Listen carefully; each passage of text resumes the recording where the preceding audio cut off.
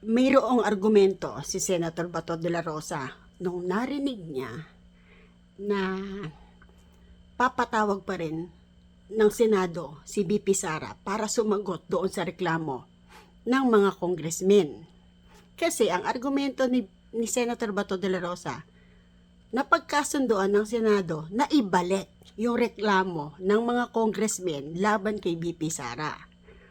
Tapos, ang tanong niya ngayon, kung ibinalik niyo yung reklamo doon sa nagreklamo, ano ngayon yung ilalagay niyo doon sa patawag kay BP Sara, yung nareklamo?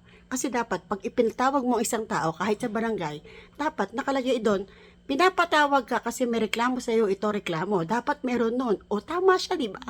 Ano ngayon ang ia-attach ng Senado doon sa patawag sa sumon kay BP Sara?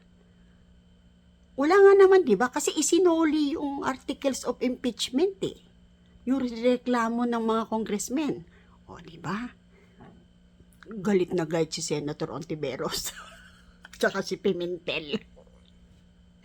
May punto, di ba? Ano ngayon yung sasabihin mo reklamo? Di ba? Ganda.